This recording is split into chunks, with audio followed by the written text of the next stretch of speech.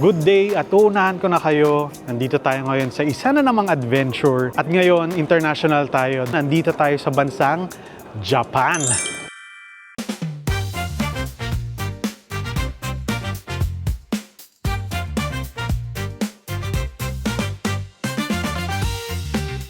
So particularly, nandito tayo ngayon sa Osaka area. Galing tayo ng Kansai International Airport kanina.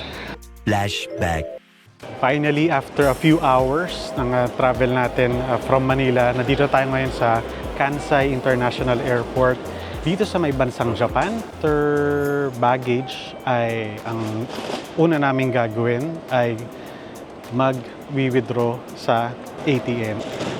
So mag-withdraw tayo ngayon sa Japan gamit ang C-Bank or yung Maribank ngayon at itong GoTime, no? So sa dalawa sila lilagyan ko ng pera. Tingnan natin kung ano yung mas malaki na mawi-withdraw ko. Ito, try natin sila dito sa 7-Bank. Unahin kong gamitin ang C-Bank. Problema ko ngayon ay hindi ko alam kung ano ang password ko, no? Sana matandaan ko. So ito ang real-time na gamit nitong C-Bank or Maribank. Withdrawal. Confirm. Savings. Ito na. Ito natin malalaman kung tama ang password ko.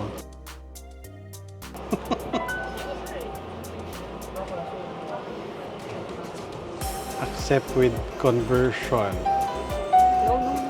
Accept without.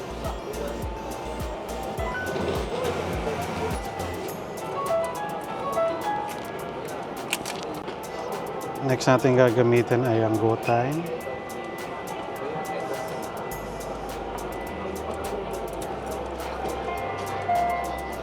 So sa GoTime, problema ko rin ay hindi ko alam ang password, ang PIN ko. Sana tama yung mahulaan ko.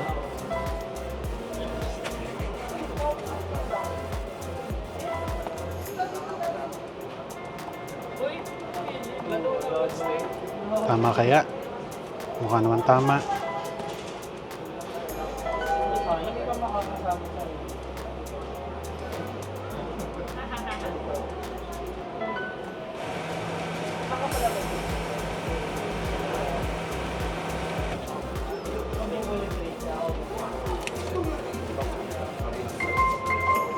Incorrect PIN.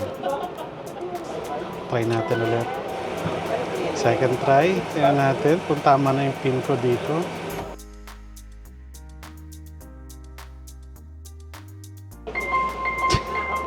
Okay. So bumili kami sa Klook. At dito kami kukuha sa Ninja Wi-Fi. Yan. So tapos tayo bumili ng SIM card. So may magagamit na kami dito sa Japan. Nasa around 1,330 siya. Sa Klook namin binili. Then next naman namin ay sa train station. So pupunta kami ng Nankai Limited Express. Pero kailangan kong mag-reserve ng ticket. Actually na-purchase na sa pero kailangan pa rin ng reservation. So magpapa-reserve lang muna.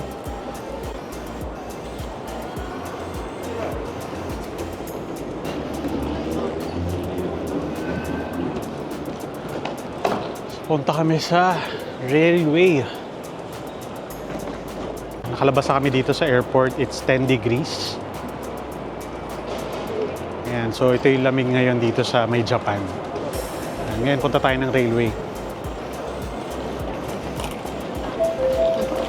Kalabas lang dito sa Terminal 1. Nandito na kagad yung mga train station tulad nitong sasakyan namin, yung Nankai, yung JR din, nandito rin, no?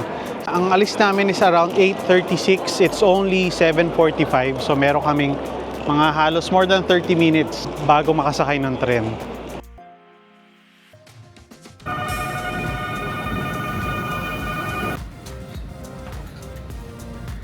Reserve seating itong upuan.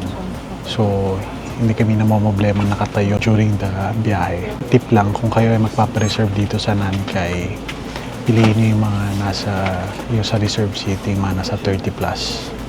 Kasi kami pinili namin yung number 3 and 4. So, nasa likod kami. So, piliin yung nasa 30 plus kasi yun yung nasa bandang unahan.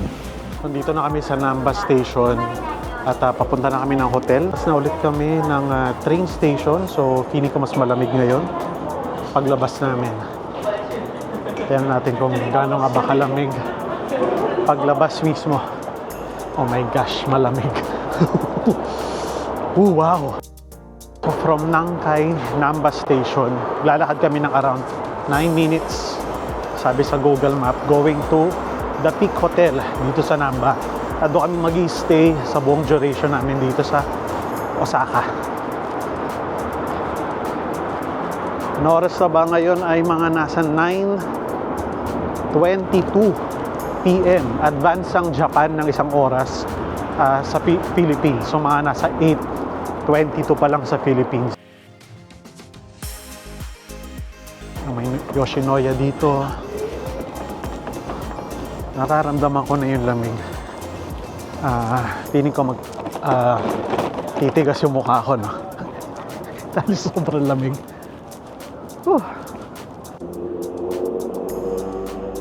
So ito yung The Peak Namba. Self-service yung pagpasok dito sa The Peak Namba.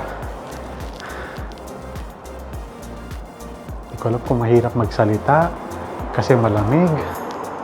Kasi yung kamay ko ay parang nakahawak sa yelo the whole time.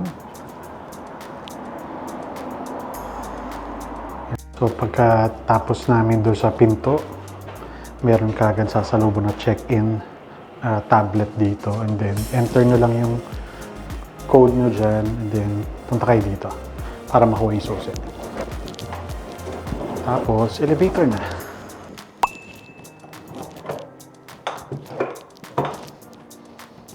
So ito.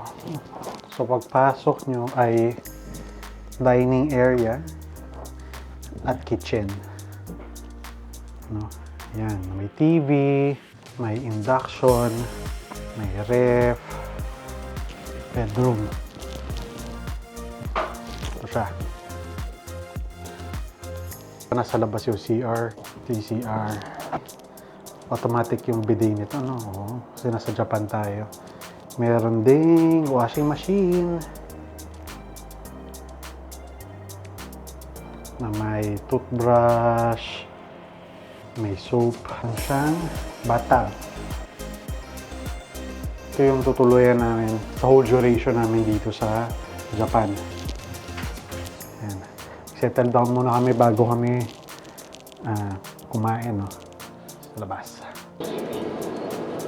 So ito yung struggle ngayon na nagpunta ng 7-Eleven dito sa Japan.